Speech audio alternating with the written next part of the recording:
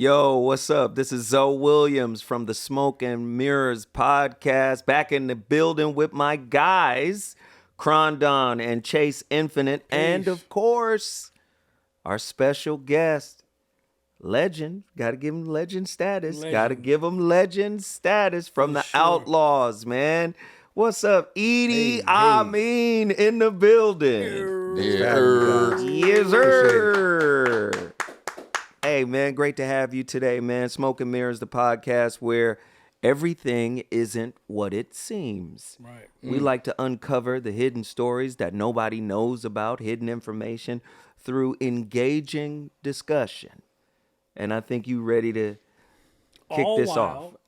All while smoking sticks. So, smoking some of the finest cigars available in the world. Yes? Yeah. Indeed. Yeah. Speaking of that, brother E.D.I Mean, what are you smoking?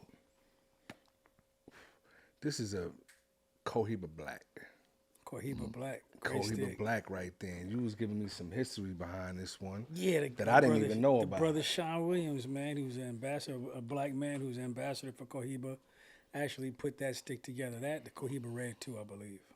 That's crazy. And this has been brother, huh? This has been my favorite of late. Sean Williams. Sean, shout out to Sean Williams.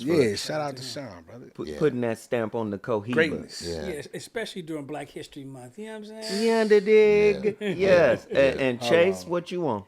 Oh, I'm smoking a Byron. It's actually called the Lord Byron. It's a reserve 4 annuals. Lord Byron. Yeah, it's made by Selected Tobacco, which is a tobaccolera out of Costa Rica. You know, they've been known to make some really, really good sticks. I guess it's a luxury tier stick. And, it is, brother. But I'm going to give it a spin. We're going to see what it's about. Costa Rica makes incredible product right now. They're the new, because of their elevation and the way that they have to get their tobacco, and they pay their workers a decent wage. Nice. Unlike some of the other places that make cigars. So they're a little bit more expensive, but it's justified by some of their practices. Absolutely. And then Crondon, my brother, what are you on today? I'm smoking the Pappy Van Winkle, by Drew Estate. And it is a San Andreas and Kentucky wrapper and Nicaraguan filler, as well as some Kentucky, I think they call it Negra filler. Mm-hmm. Yeah, I've never had it. It's very, very fitting, Negra. Yeah. Very fitting. Very fitting. The Negra. Black History Month. Black History. The Negra. Let's go. So yeah, it definitely is, like my brother said, it's like barbecue chicken. The smell of it is crazy. It smells like barbecue. It smells like barbecue. It really does. It does. I'm not fronting. Like I feel like. But it really smells like barbecue chicken. It really do. And it smells like there's barbecue in the room for sure. Yeah, but which is also fitting. And yeah, and indeed we are Black History Month. Black History Month. And what about you, Zoe? What you smoking, Zoe? Hey, man, in the cigar world, they say the best cigars are gifted. And I was gifted by my brother Chase, yes, sir, the Empress of Sheba, El Septimo. And let me tell you, they're not going to tell you what it's made of, right? I'm not going to run down, it's a Maduro. I know it's a Maduro. For sure. But they're not going to tell you what the wrapper is, what the binder is, or what the filler is.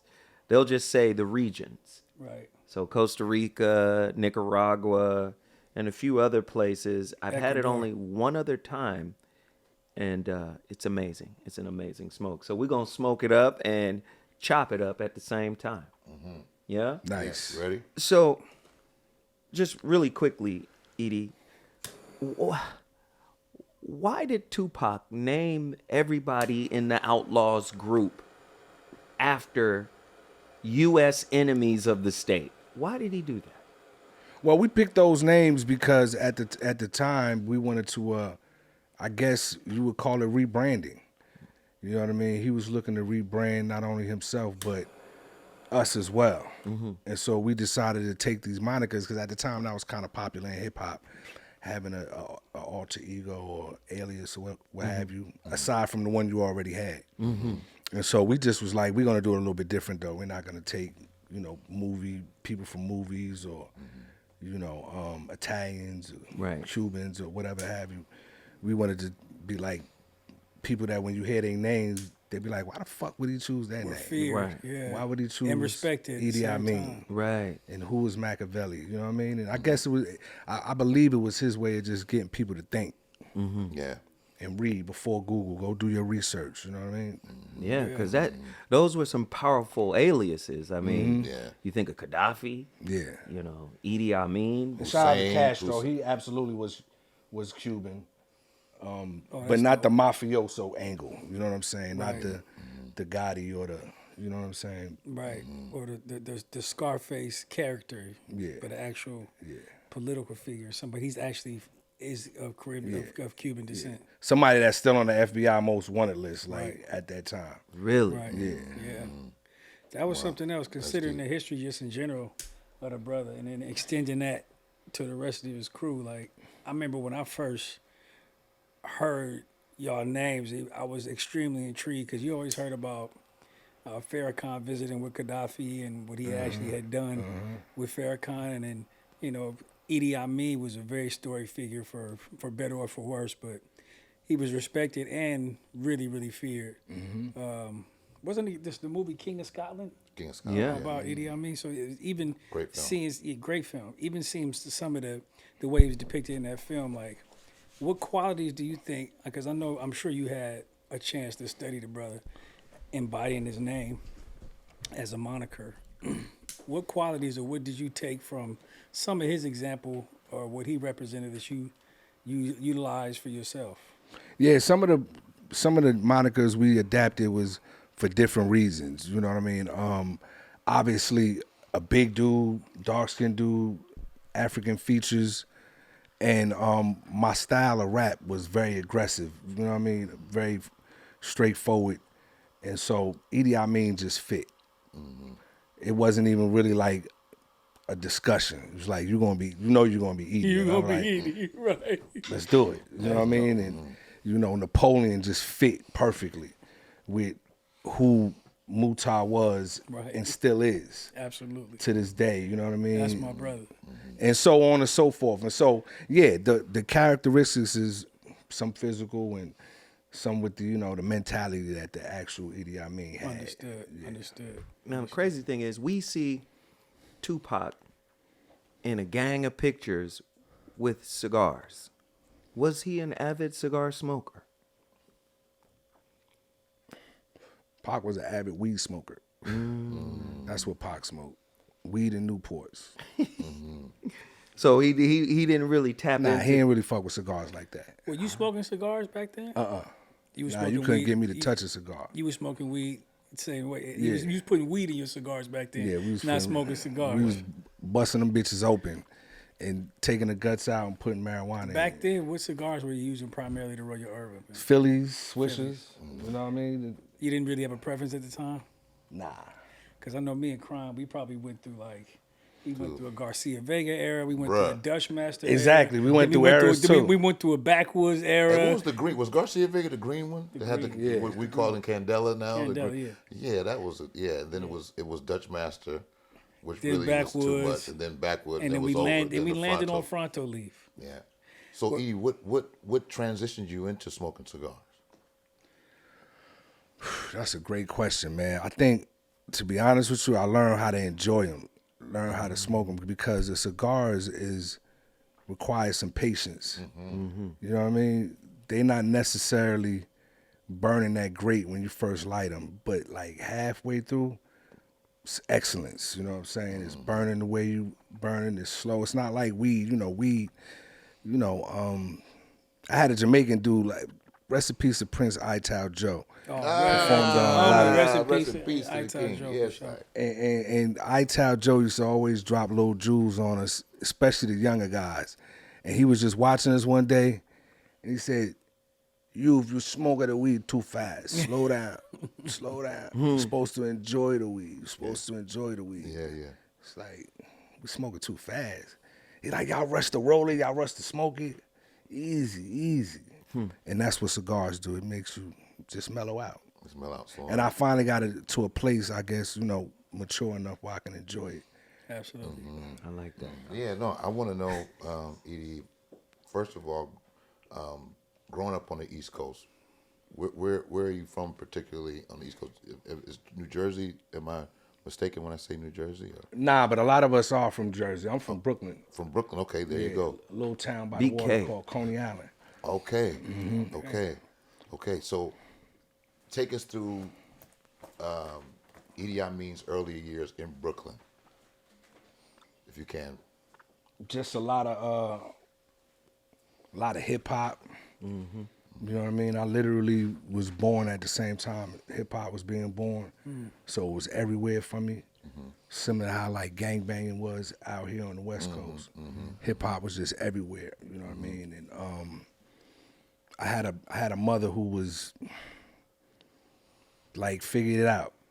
You know what I mean? She would give me and my brother the tools, but once we got outside her door, she was like, figure it out, you know what I mean? And so I explored a lot. I was a curious kid. I was all over the place. I was hopping the trains at 8, 9 years old, going here, picking up CDs, posters of my favorite rappers and artists and doing shit like that. And, you know, New York was in the 80s, it was a very dangerous place, but it was also very beautiful culturally.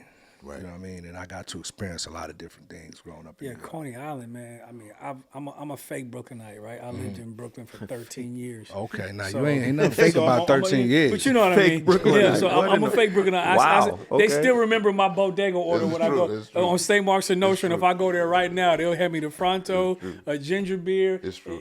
But I don't smoke weed no more. But as a fake Brooklynite and somebody that has a relationship with Brooklyn, I'm like, the 80s in Coney Island must have been nuts, because Coney Island, it's something about all beach cities, right? Venice Beach is crazy. Yeah. You can get stabbed. You can meet a person in a clown outfit.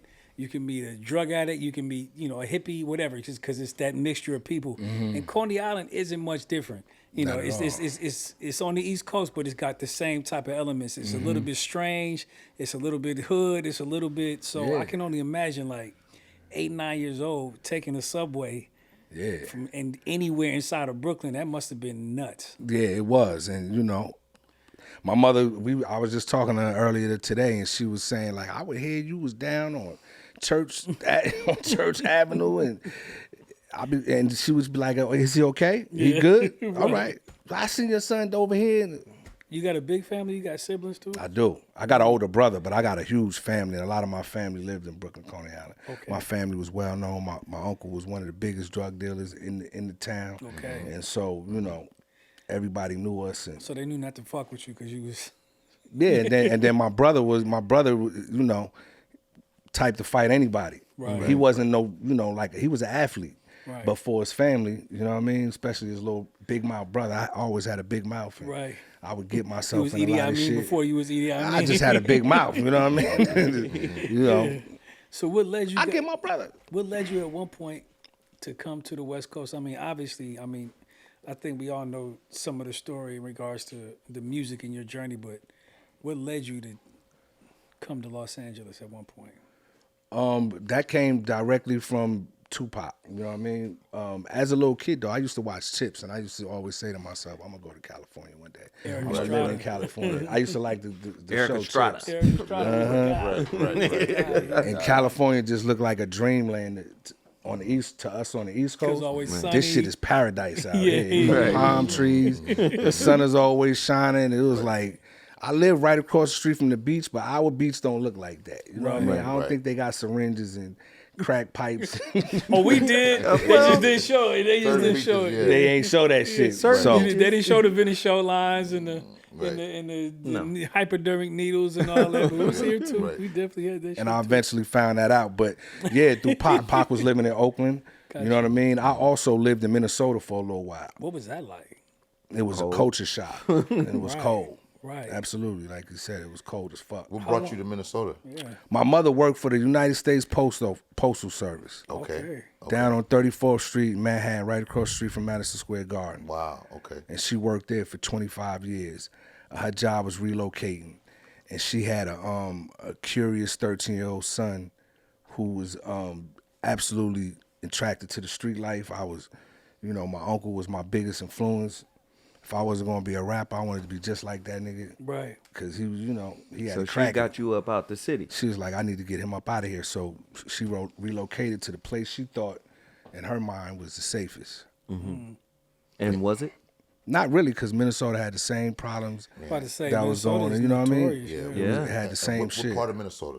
Minneapolis, St. Paul, the Twin Wow. Cities. Yeah. No, it's kind of wild out there. I've been out them parts too. I'm sure you have too. Yeah.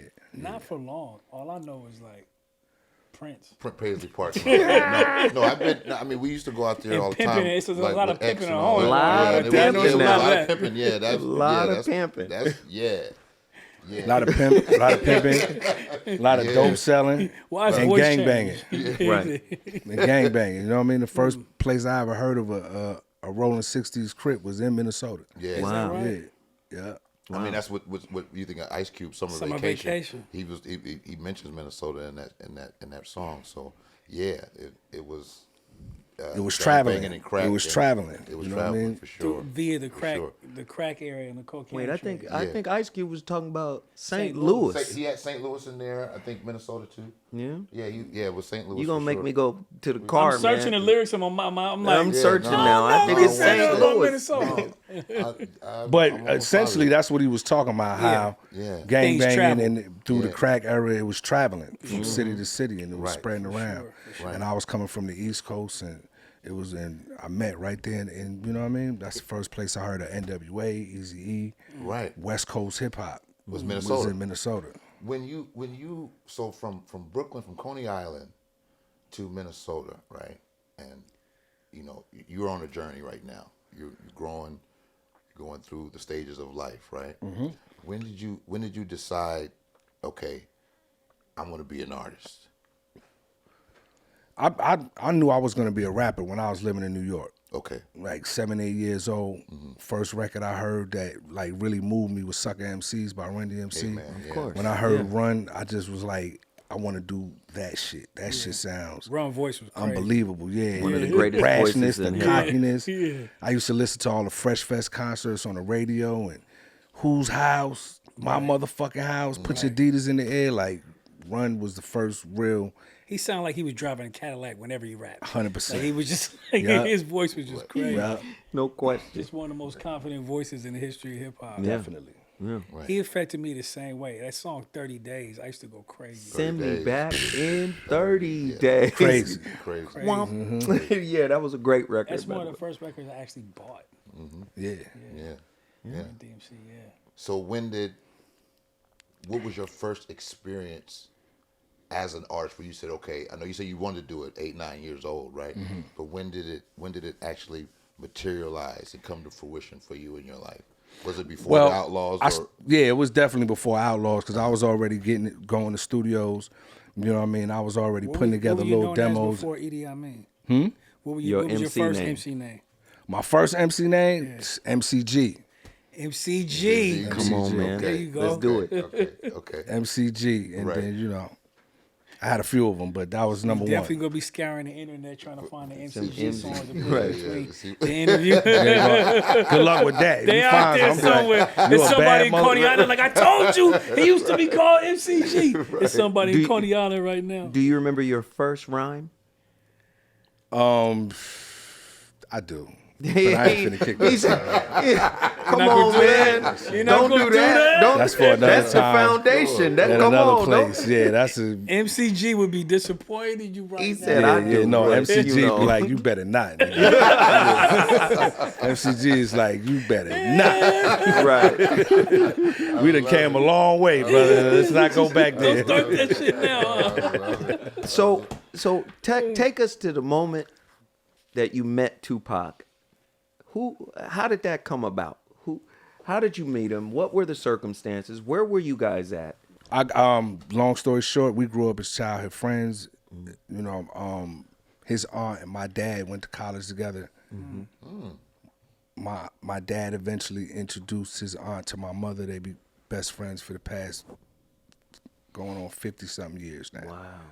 Before I was even born. Wow. And so this family we're connected in a lot of different ways, going back many, many moons. And so we just, was always around each other and always had a family bond. Okay. Yeah. Never knew that. So it was more than just we in a group together and we rhyming. It was more like we cousins, we family. Yeah. I mean, in a nutshell, he knew I was rapping and wanted to be a rapper, and I kind of had that attitude that I was going to do this regardless. But once he got on and he started doing Digital Underground and eventually Juice, Yeah. he was the first one in. Right. And I sent him some of my music, and he was like, graduate high school and come to Oakland, and, you know what I mean? So did you connect with him before Minnesota or after Minnesota? We kind of stayed connected all through the wild. You know what I Yeah. mean? We stayed connected. Nice. And you're watching After- his development. Yeah. You watching him. You like, develop. that's the You're big okay, homie. that's- Yeah. yeah. Okay. Go ahead, please. Yeah, because his first cousin, Castro, who eventually became Castro in the group, was like my best friend. I was my road dog. We was always together, no matter, you know what I mean? No matter where I moved, no matter where he moved, we stayed connected. I would go back and forth to New York in the summer and in the wintertime. And so I was back and forth. And so we just maintained a connection no matter where we was at. Nice. So really quickly before we move forward, I want to check in on these cigars. E.D.I Mean, how is that black Cohiba treating you? What are you picking It's up treating on? me Man? real nice, man. You know, I'm in a very mellow mood. It's Sunday. I done had some brunch earlier with my lady. Trying to get to the All-Star game. trying to We get- gonna Trying to get to the there. All-Star game eventually. Right. You know, take What do care you, of little what do you business like about the first. cigar, man? The taste. I like the taste. You know what I mean? It got a real mild taste to it. It's not too heavy, Not too strong. not too strong. Nice. Burning real nice, real even. You know what I mean? Nice. Chase? Cohiba and- is one of the best. In terms of construction, Yeah. there's very few companies that construct a cigar better than Cohiba. Well, this Byron is living up to its reputation. It's got some sweetness. It's got a little bit of that earthiness to it. I've been burning it kind of. The burn is a little uneven. It's only because of the way I've been smoking. Honestly, to be real with you, and construction is amazing. I'm getting into the second third right now, and it's living up to its reputation, man. The Byron is a spectacular smoke. I can't wait to hear from Complex. Crondon. I know. How's this one? Well, as a vegan, I haven't had any ribs in a long time. So I must say that this is very reminiscent of my childhood and 4th of July. my dad's barbecue. Fourth of yeah, July on the 4th barbecue of July, right brother. there. Barbecue I'm chicken, hearing- hot links, I'm all hearing of Frankie it. Beverly and Maze right now in my head as That's I smoke killer. this Nice. thing. That's why I love Happy it. Golden feelings. time of day. The golden. The golden. We are one. You know what I'm saying? We Happy are one. feelings. You know? Another classic. Yeah. Happy We are feelings. All that. Right. Before I let you go. Before I let go, yeah. Wait a minute. Keep going. We are Keep one. going. I love him for that because that's my joint. No, it's great, man. This is a very, very good Happy cigar to my brother feeling. Chase and my brother. So, geez, that's funny. Yes, you guys, the recommendation was A1. This thing it has a hickory smoke sweetness. Not too strong, not mild at all. Though. Man, that shit is great. I need a box And of them. it's a box Pappy worth. Van I'm gonna tell you, Winkle, I'm not even. Drew I'm only Estate, into kick the. it in. Yeah, I'm only into the first third, but I definitely am. I'm gonna get a box of these without a doubt. I'm gonna tell you that right now. It's And great, man, great, this Empress of Sheba, it's my second time smoking this. Chocolate mousse, Damn. pepper, nice. of course tobacco, but sweetness. It's like cake. It's like chocolate cake. Nice. This is cold-blooded right here. I'm sorry. The Empress of Sheba, man, El Septimo. They did not miss on this one. No, they did not. And it's not too strong yet, but I can feel it creeping. That second third is a mug on there. for Yeah, sure. yeah. So, Edie, I really want to ask, man. I really want to ask this. When you look back on your career in the group, right? Because we know you got other things going on in terms of you got a new book. We're going We to gotta talk about that. This book. But the group specifically, Where do you put your group in terms of hip hop history and legacy? Where do you see your group fitting in to this mosaic of creativity? That's a very great question, though, and I'm gonna do my best to give you a great answer. Because I'm such a fan and hip hop historian, you know, I can look at it objectively and say my group probably had one of the greatest amounts of potential that was unrealized because of how things turned out.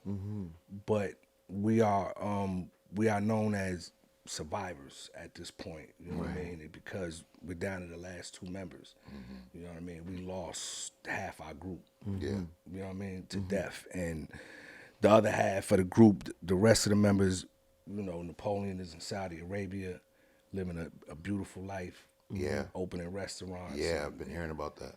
You know, great father and all of that. And Castro, another great father, but chose to step away from music. So on that level, we never really got a chance to perform at our fullest power. You saw a glimpse of it on records like Made Niggas, of course, Hit 'Em Up, and a couple other records, but you never really got to see the Outlawz at their fullest power. So really just kind of unrealized potential. You had all the pieces, but because of life circumstances, you guys weren't able to realize that potential. Exactly. Heavy stuff, man. Heavy Let me stuff. ask you this, brother, if I can, quickly.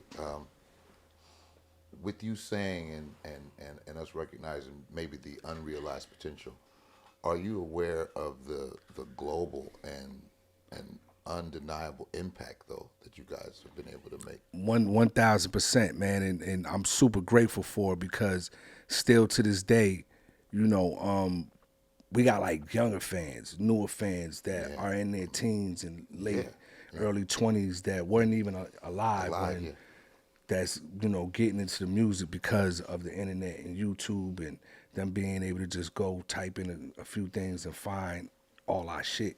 And so super grateful. Got your lyrics tattooed on them. Yeah, For real. absolutely super grateful. You know what I mean? That we left a mark. Oh, At the absolutely. very my least. God. You know what I mean? A huge impact, man. Some of the most powerful. It's weird, man, because you know, not very many groups were able to have like a social, political impact and a street impact at the same time. You guys were in a very small group of people that were able to do that. Yeah. You know, that had respect from people that might love Public Enemy and what they brought to the table, but also love what NWA and Ice Cube were, you know, brought to the table, man. It was just a brilliant mixture. No doubt. And I remember the day we did the song Letter to the President and you know, Pac sitting there looking at us saying, yeah, that's y'all right there. Y'all right there in the middle of Public Enemy and NWA. Those are the exact words. You know what I mean? Crazy. I didn't know Because we was still, that's you how it know. felt to me as a fan. Yeah. Yeah. And so we, you know, that was by design and you know, because of who we affiliated with as well, because he was the same way. He was revolutionary, but gangster. Very much so. But then also, you know, had the other side to him too. Yeah. Where he could do records like Hit 'Em Up and, Yeah. you know what I mean? I mean, How Do You Want It or I Get Around and Keep Your Head Up and all those other records. Effortlessly commercial without even trying. Really. Not even trying. One of the dopest MCs of all time. But I gotta ask. I was gonna have one of the brothers ask, but I guess I'll ask. You know, people try to make this distinction. First off, they don't understand Geminis. That's number one. Pac was a Says Gemini. the Gemini. You know, he got. I'm sorry, I gotta, you know. Yeah, man. Hey, He told on himself. He told on himself. Look, That was not an accident. people He don't was letting it be understand known. Geminis, but I hear people talk about Pac, man, posthumously. You know, because I know they wouldn't be talking if he was alive. Right. You know what I'm saying? But I hear people say, you know, he believed that he was Bishop and he wasn't really this person. That was a character, and then he became this person. And I'm saying, y'all don't really understand Gemini, do you? You really don't. So as someone who grew up with the brother, saw him as family, please set the record straight. Would you tell us was Tupac faking the Bishop persona, or did he call on something that was already in him? You know, Pac was the kind of individual that was unable to, like, I don't want to say unable to be fake, but he just was like unapologetically him, flawed, whatever the case may be. He didn't really, you know, take a lot of time to really think about what people gonna think about me. Boom. Word. You know what I'm saying? Like that, I never really saw him sit and contemplate, well, how are people gonna think about this? That's him too. This nigga, that's him too. Here we go. Here we go. Hey, is there a bus anybody is not using? Because I want to throw him under it. Sure. So, I mean, I know what you're alluding to. It's true. Okay. Nah, I know what you're alluding to, and I've seen some of the comments that are made by people, and I just say this: most, if not all the time, those people do not know and did not know Pac at all. Straight up. Right. You know what I'm saying? Yeah. And they will have you believe that they did, and they, for whatever reason, because they getting paid or it's getting them attention, you know, you talk about Pac, you're going to get clicks. So Right. people who have realized that, yo, I could talk about this man and act like I know him, and I can birth a whole new career. And people literally go on tour talking about Pac. Right. They don't even talk about what they doing for themselves They in their doing own right. career. They just talk about somebody else. They just live their life talking about a man that's no longer hit. Right. You know Which what is I'm a saying? good segue for us to actually talk about, which I really want to talk about, is this book that you have out right now, brother. Yes, indeed. And you have it with you. Yeah, I do. Street Fame, brother. Street Fame. Tell us about like and before the cameras came on, we was talking about, I was asking you about, as an MC and somebody who had a gifted pen, like, is this something that you always wanted to do, or was it a hard transition from writing raps to making a book? And then what's the book about? Tell us about it. Well, I always wrote short stories, you know what I mean, as a kid, little ideas or whatever the case may be. I always did better at creative writing or English in school. All other subjects, I was a D average student, if I got to keep it a buck. You know what I mean? I barely made it through high school, but I always excelled at writing. And so I knew that if rap didn't work, I really didn't have a plan B, but I was like, I know I could write. Right. And so at some point it was just like, you know, a goal to put out a book, even if it was just one. And just people, do it. like we were talking before the cameras came on, people don't understand the undertaking of writing a book. It's Herculean. It's not an easy task, you know. Nothing easy So about tell us about your process. You know, what inspired you to put together this book? What was the idea? And then how did you go about executing it? Well, it started from a conversation I had with my uncle. Shout out to my uncle OG. The same uncle I told you that I looked up to as a young man was pretty much my father figure for a large portion of my life. We was having a conversation, and he made a comment and said, man, a lot of these rap niggas probably snitches. He was 100% right. Wow. And this was over 10 years ago. So he was the Moses. This was over 10 years ago. And I was like, why you say that? And he was like, because ain't no, you know, hip hop is so powerful. Why wouldn't the government attack it the same way they did the Panthers? And then that took me back to a conversation I remember Tupac and his mother having, you know what I mean? And I won't get into the details of that conversation, but I was like, wow, Unc, that's heavy right there. He was like, man, if I could fucking write a book, if I could write a movie, man, I'd write a movie about this shit. And I said, you know what? You just gave me an idea. I'm gonna do it. You know what I'm saying? Thank you for the idea, Unc. I'm gonna do it for you. And then it just started from there. And how long of a process was it to get it going? Like I said, I wrote the bulk of it when we was talking off camera. I wrote the bulk of it in a year. It took me a year to write the bulk of it, and then I would go back periodically, edit it, take some parts out, add some shit to it. Right. But the bulk of it was a year process. And most important, how can the people that are watching, the people that are checking out Smoke and Mirrors podcast get it? because I want them to support your work. Man, I appreciate it. Right now, it's on Amazon exclusively. You can get the hard copy. Paperback. Yeah, and you can get it on your phone, the Nice. digital copy. Yeah. And then you can get a signed copy from my website, o4ldigital.com. Okay, one more time. o4ldigital.com. Say no more. Say no more. We're going to support it. That's where I'm going to get mine. Signed I need copy, the signed yes, copy. indeed, I'm man. mad you didn't bring more because I need my I signed appreciate it. I should have brought some more. This one is from my brother Doughboy. No, Shout out to Doughboy. Yes, but sir. shout out to Shout out to Doughboy. Doe who actually made this happen, man. For sure. Our brother Doe. And what if you just not without giving it away because we want to sell some copies, right? What is the contents of the book? Well, I took the aspect of I know y'all remember the movie Donnie Brasco. Of course. I basically took that concept and built these characters with that idea of a cop, straight up cop who loves hip hop, goes undercover to infiltrate and investigate these boutique labels that are currently in the midst of a street war. Mm-hmm. And bodies are dropping, and so his superiors find out that he used to rap and he was interested in rap, and they convince him, to literally go undercover And infiltrate. and infiltrate the label. Wow. And actually become an artist. But what happens to him is he gets caught up in the lifestyle and starts to really believe.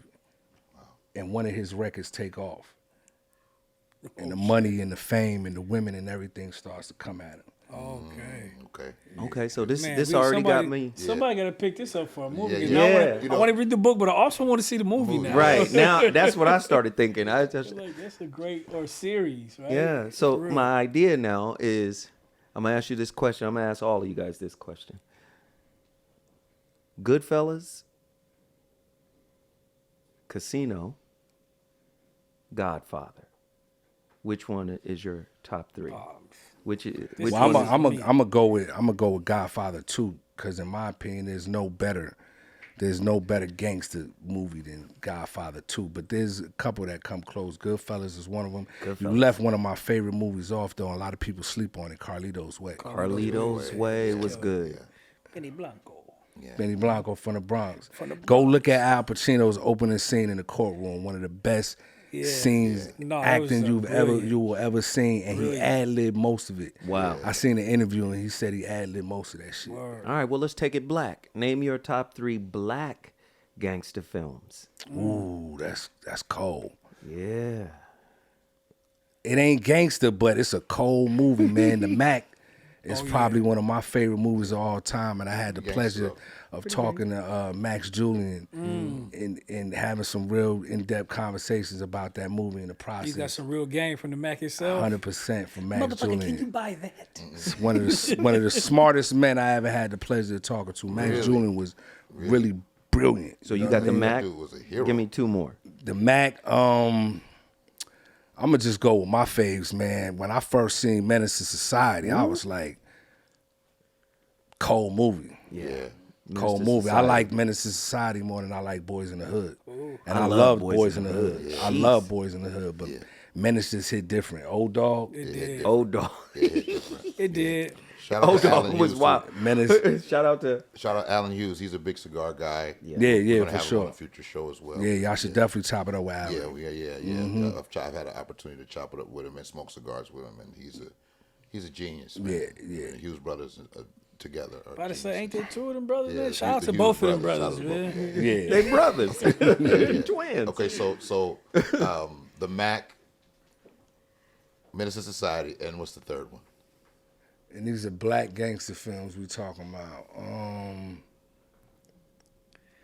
Not to take up too much time, but I'm gonna go with New Jack City. New Jack City. man. People City, sleep on that's it. legit. I mean, Sleep on that. it didn't Nobody age well. sleep on that. When it came out, it And- was and- amazing. And look, I seen like the last 10 didn't minutes age of that movie the other day, and I was like, oh shit, they probably was like, yo, we running out of money. We need to just get this shit done. Yeah. Because the last fucking 10 minutes of that movie is like the double, the Wesley Snipes double. Yeah. Just go back and look at do it. Okay, Have a laugh. You Have a just laugh. ruined New Jack City for me, damn. But the everything else, That movie's pretty good. It was And good. Shout out to Ice-T. Shout who out I to feel Ice-T. did a great. We were just talking about great Ice-T. job. That's one of Ice-T's best songs ever. New Jack Hustler. New Yep, Jack New Jack Hustler is Hustler. his New best Jack, for New me. Jack, New Jack. It's his best And the record. soundtrack was banging. You know It what I was. mean? Soundtrack Had was that fire. Guy record on there. They had some slappers Don't be on there. afraid. Yeah, Don't be afraid. No, that's Hey. Juice. I'm sorry. That's Juice. Yeah, don't be afraid. It's Juice. That's Juice. No, Juice. That shit was still hard. though. That was Color Me Bad was on that joint. Remember they had that one hit. Color Me Bad was on that joint. New Jack Hustler. We're really was a showing couple our age right now. but Had it's all Keith good. Sweat on there. Yeah, Keith Sweat. There you go. You know, Nice since we're talking soundtrack. about movies and black movies and gangster films, and you know, you being in a group with, in my opinion, you know, one of the best rappers, let's say, as well as actors, with Tupac Shakur, right? Have you ever considered acting and taking a serious stab at going into film and television? Yeah, absolutely. Shout out to my guy, man, Robinson. I did a project that he's out of Atlanta by way of Detroit. He's put out a few movies, shows. Okay. Mostly made it to Tubi and Amazon Prime, but he got a show called On 10 that it's a 10-part series, features people like Vivica Fox, Jesse Hilarious. What's my brother Clifton Powell? who's Nice, Cliff. my brother. That's Yeah. my Jay brother. Stone got a part in there. There's a bunch of different people that make cameos throughout of it. But I got a pretty significant part in that. And so I got bit by the bug a couple years ago. Okay. Had to do a few episodes, and hopefully y'all see that real soon. Nice, nice. Okay, and it's something. So you say you got bit by the bug. Is that something that? Because I understand getting bit by that bug. It's a bug for sure. To Oh get yeah, bit you by. do that shit too, right? Yeah, Oh, in his off yeah. time. But with little bit. Dabble. but with that is that Modesty gets you nowhere, brother. We know about you around here, Oh, man. so with that you know, you getting, you know, hit with that need to express in that way, you know, and does it inform now that you've done it, does it inform not only the writing but as well as the music and how you develop your instrument? Well, I'm not as an actor. I'm nowhere near to the level that, you know, I would want to be as an actor, because I really, you know, respect the craft. Right. And so I don't want to play with it. And at the same time, I'm kind of like, I'm not in it to like do commercials and, Right. you know what I mean, Right. do too many stereotypical roles. You know what I mean? I kind of got an idea of what I want to do with it.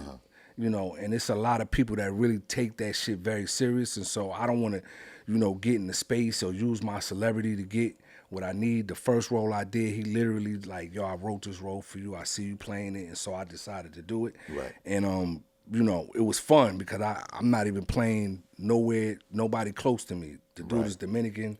I had to learn a Dominican accent. I had to learn some Spanish. Nice. You know what I mean? And nice. so Yeah, the it stress. kind I of take me I out always of my get asked element. if I'm Dominican when I'm in New York. I'm like, no, I'm just a light skinned nigga, man. Yeah, I because know you know what look like. Dominicans look like you, Chase. It's not personal. I just realized like you, that. I was Jay. like, damn, it's my mustache. It is Dominicans that look like They you. look you just know like what I you, Chase. mean? Yeah. Show me your passport. I'm a fake Dominican and a fake Brooklyn. Like, what the fuck? So now I gotta ask. We getting down to it, man. I gotta ask. Where do you rank Hit 'Em Up amongst the greatest diss records of all time? Oh, Where do you put that? You know, Are you Zoe, proud of that work? Talk to me. Absolutely, because I started in hip hop as a battle rapper. You know what I'm saying? I was literally that guy battling people in the street, in the cypher. You know what I'm saying? Niggas would be like, yo, I put him up against your best dude. I got $20 on him. You know what I mean? Right. And so, to me, Hit 'Em Up was just another extension of just battle rapping. You know what I mean? And so my juices was pumping for that. And so I think we did our thing with that. But as far as where it ranked, I let the people decide that. That ain't my job to do. Right, You know what I mean? It's our job to create modesty the art. will get you And nowhere. let everybody I let everybody else judge that, man. You know what I mean? I shout out to Ice Cube. You know, Cube said, you know, Pac had help on Hit 'Em Up, and he definitely did, but he absolutely didn't need the help. Pac was a generous dude. Right. And he literally felt like the competition wasn't on his level, so he was like, I'm going to give these niggas a few bars and let my little homies get the Get word. it some into Can it. you for a second? That's great. I love this conversation because I'm interested very much so to know if you can take us into the studio on recording that record and Wow, the and energy. the energy, and as well as Just the that video, time, too. The Just that video, because the time video was so iconic at that time. I remember when I saw that visually, especially in the climate of hip hop and what was going on. You know, Yeah. it was such a standout display. You know, Yeah, the song was it was one of, I think, 4 songs we did that day. So Hit 'Em Up was just one of them. You know what I'm saying? Mm-hmm. We did a version of it prior to it. It was more like a freestyle. Mm-hmm. And, you know, Pac wanted to make it kind of more into a song. Right. And so we went in, Johnny J reworked the beat a little bit. Rest in peace. man, rest in peace, to Johnny. Absolutely, rest in peace to Johnny J. Mm-hmm. And we just went in and did it. And then we did some other songs right after that. And, you know, I'm sure everybody's heard about how Pac worked, you know, how prolific he was. Right. And so we would do songs and not sit around and listen to the songs 100 times. On After to the we did next. them, it's just on to the next. Right. And so we ain't spending a lot of time, you know what I mean, on that song. I think that was the second one. We had did one before, and then we did 2 more afterwards. And I just remember Goody Mob coming through. And Pac like, yo, let me play y'all something. Oh shit, Wow. that's crazy. What are the other songs y'all did that day? Do you remember? We did Good Life that day. I definitely remember Good Life because that eventually came out. Mike Mosley and Rick Rock came through with that beat. And I don't remember the other 2 right now. Yeah, you guys worked at a rapid pace, man. Yeah. A lot of songs. And who were some of your favorite producers to work with back then? Of course, you know, Johnny J. I learned a lot from Johnny J. Yeah. You know what I mean? As far as production, he was he doesn't get enough credit, obviously. You know what I'm saying? Yeah, But people brother, definitely don't too. talk about Johnny J enough. nah, Johnny J did the bulk of All Eyes on Me, and Yeah. you know, a large part of the reason why All Eyes on Me sounds the way it sounds is because of Johnny J. And then you had the greats like Daz and Quick, and Dre obviously come through Right. with the singles and you know some of the more standout records. But Johnny J did All Eyes on Me, he did Picture Me Rolling, he did How Do You Want It, like that guy Wow. Right. came through back to back, just bangers. And so Johnny J obviously, you know what I mean, always loved what Daz did. My favorite producer probably in hip hop is DJ Quick. You know what I mean? But I'm also a huge fan of DJ Premier. Oh yeah, For sure. yeah. I ain't even That's gonna lie that to Brooklyn you. connection. Yeah, Premier from Texas. Texas So from originally. Houston. it's crazy that he's from Texas and his sound is the way it is. That's but New York. That sound is New York. the quintessential. But I'm gonna tell you, that Hit 'Em Up made me feel some kind of way because You weren't alone in that. So, man. a lot of people felt some kind of You way know what I'm about that saying? record. as a former MC, as a former music executive, when I heard that, I was like, oh, it's about to be hell to pay. This is about to be a war. This is, I didn't feel like, oh, this is art. I felt like This is the art of war. This is weaponized art. You know what I'm saying? Like, I didn't feel the same way. I felt when I heard Ice Cube, no Vaseline, I felt like, oh, NWA, y'all deserve that. Right. You know what I'm saying? I felt like, oh, okay, you got what you deserve. You know. You felt sorry for the brother when Pac was. But when I heard Hit 'Em Up, just the first line, I just said, well, damn. This is, you know what I'm saying? Like, this is habitual line stepping right here. Like, this ain't even, Right. Which is and why my it brother- resonated with me right away. I That's was why like, it's yes. killing. You know what I'm saying? That's why it's killing me to hear. He's so laid back. He's like, oh, that was track number 2 of 4 that day. We didn't even listen back to it. I'm like, whoa, like, because the impact of it was immediate. Immediate. As soon as it dropped, everybody was like, what in the Sam hell is going on? But I mean, that goes to, it just speaks to where we're at in terms of like, as much as, I believe it was Chuck D that once said, hip hop music is a CNN of the ghetto. And at one point that was really true. Like, what the things we were going through on a personal level, on a street level, probably were really reflected in the music. Now it's not as much nowadays. I mean, granted, there are some examples of brothers that reflect the social, economic, political, whatever climate right now, but it's gotten away from that a little bit. And back then, you know, it's just whether it was hit 'em up or it was letter to the president or these are, you know, it felt like these were like reactions to things that were actually happening, right? We all know the story of hit 'em up and what surrounds that, you know, but just all the records that you guys made, right? While some may have been imaginative, it just feels like everything was really a reflection and of what you were going through. Was that just indicative of the times and where we were at just in the development of hip hop and your personal life? I mean, hip hop is a contact sport, man. You know what I'm saying? It's highly competitive. Yeah. You know what I'm saying? It's like being in a room full of alphas. Everybody want the top spot. You know what I mean? And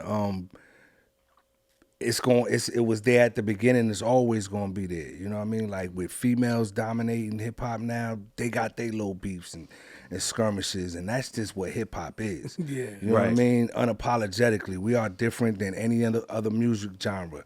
You know what I mean? Country stars ain't gonna get on the record and say, "Fuck that motherfucker over there. Yeah. His shit is trash." I don't like that fool hat. Yeah, you know what I mean?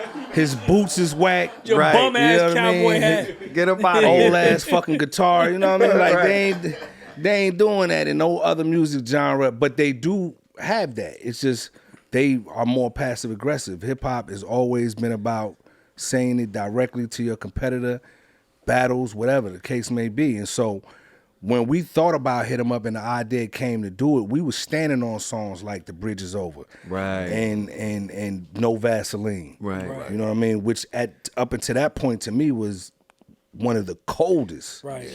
You felt Like- about No Vaseline how Zoe felt about Hit 'Em Up. And I didn't and I was an NWA fan, but I was like, yo, Cube cleaned them niggas right on up.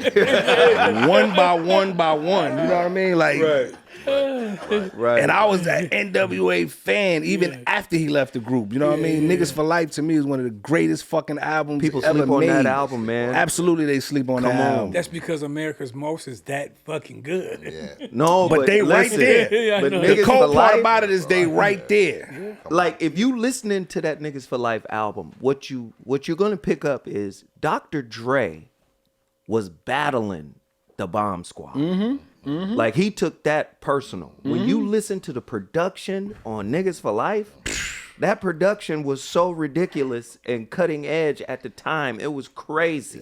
And listen to that album and then listen to the Chronic right after it. Silly. And you see where Dre was going with the G-Funk and where he was going with the beats and you know what I mean, why the Chronic sound like it sound. Man, It's just phenomenal. So, you know, like I said, hip hop is a contact sport, man, and you know, Hit 'Em Up was just another one. So now you got to give it to me. Your top 3 diss records and your top 3 cigars. Diss records, like I said, The Bridge Is Over, absolutely Classic. one of my favorites. Classic. KRS-One, He wasn't playing. brutal. You know what I mean? Right. Roxanne, the whole Juice Crew, he went, and I was again a Juice Crew fan. Cleaned him You know up. what I mean, he cleaned them up right on up. Common's the bitch in you. Hey, I can't even Always. front. I didn't like Always. it because I'm West Coast. I didn't like it. Ice Cube, I didn't like that. I felt, Clean- but I clean felt Q it. right on up. Cleaned it right Clean on up. Q right on Say up. what you want about it, but he cleaned that man right on up. Cleaned it right on up. I And ain't- guess who know that? Cube know that. You know what I mean? I can't even front. He know that Common got busy and I always loved the takeover Ooh, over Ether? over Ether. Cause I didn't really like the Ether beat. Nas got busy lyrically, but the Ether beat wasn't really I didn't loved really it. do I- a lot for me. But that can do takeover beat, Oh, the takeover beat is Is insane. that Just Blaze? crazy. No, that's Kanye. Kanye tripping. Takes over, breaks Yeah. over, nigga. Oh my Yeah. goodness. Right. Cleaned him right God on up. MC. Yeah, clean. And, Cleaned him right on. you know, he had verses for different. He had one for Nas, he had one for Mobb Prodigy. Deep, You know what I mean? That track was Hey, silly. little soldiers, you ain't ready for Hey, war. oh. But I think where he turned the corner was ask Nas. He don't want it from. Well, you might not have asked Nas. Might not have should have asked Nas. Nas definitely had a worthy comeback, man. He And, you know, sure a lot did. of people like Ether over Takeover. I'm just, you know No, what but I I mean? ain't gonna lie. That beat, you 100% right. Yeah. And what's your top 3 cigars. Well, this Cohiba Black has definitely done made it into the Cohiba top Black. 3 Okay. of late. You know what I mean? I've also always loved. I forget the name of it. I'm drawing a blank, but let's just say Cohiba 3 times. Chase, what are your top 3 disc records, man? Oh man, I don't want to take too much time, because I got to really think about this. But No Vaseline by Cube. Yep. Probably not in this order, but No Vaseline by Cube. Ether, Gotta do Ether. Nas. Your whole trying to hip hop legacy is on the line right I'm now. trying. I mean, I'm a brother in a group called Self Scientific. Negativity wasn't necessarily our thing. You know what I'm not saying? what we but were doing. but That's I not can a part of the appreciate the plan. artistic merit of a couple Right. disc records. I'm trying to think of something that's kind of off the beaten path, because I don't want to say what Brother E.D.I just said, but Common, as a brother who's a more conscious MC, was very surprising the way he kind of came after Cube. I think that's why I was so Yeah. Facts. potent. Yeah. Not Nobody everybody. expected that. Nobody. So Yeah. I probably have to throw that in there, but as soon as the camera's off, I'll probably have 3 more that I'll be like, God damn. Of course, absolutely. And then your top 3 cigars? Man, my shit probably changes every month. That's on why top I'm 3 asking. Cigars. But I love Long Little Queen by Caldwell. I love all the Foundation cigars, but the Foundation Tabernacle, Broadleaf is a great cigar. And I'm going to say Dreamer Cigar Company, Triple Hero by Brother Anu Amin Ra. Yo, yeah. Really yeah, good yeah. cigar. Very good.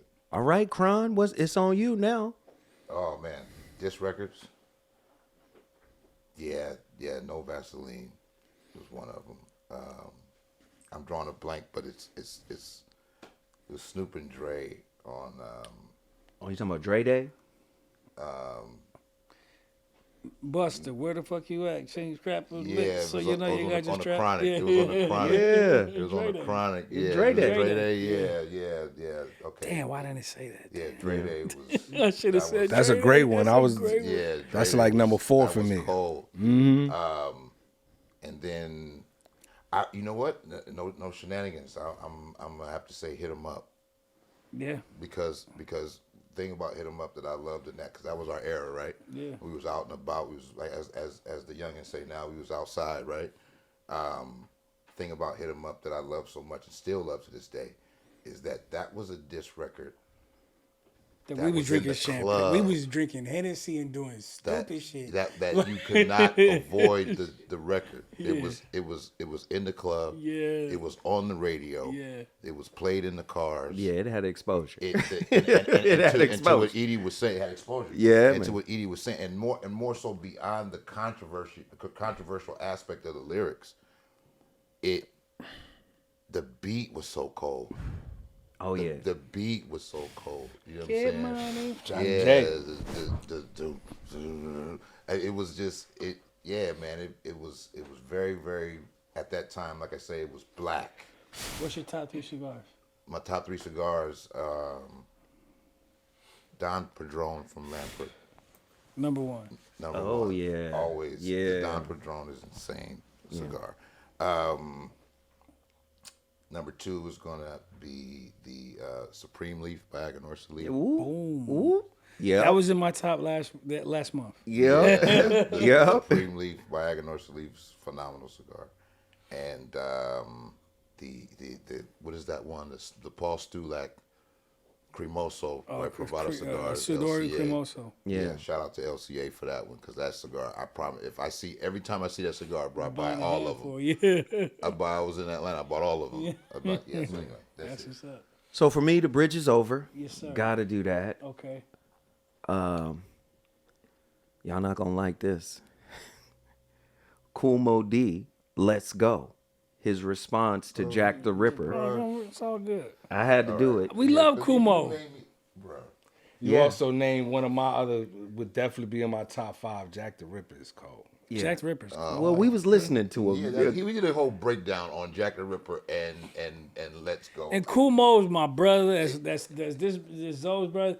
But I'm sorry. Bro. Hey, he destroyed L. Okay. Is that the one where he's like lower? Yes. Yeah. LO stands for. Boy, That shit used to crack me up when he he broke destroyed down L on there. I'm sorry. Yeah. I'm We ran sorry. down about 50 L's. Lord, Take off your shirt, flex and flirt, and leave the real hard rhymes to the hard rhyme expert. Come on, man. He listen. destroyed that dude, I love man. it, bro. I love it. I love Kumo D. Okay, but you so- saying that shit makes me want to go.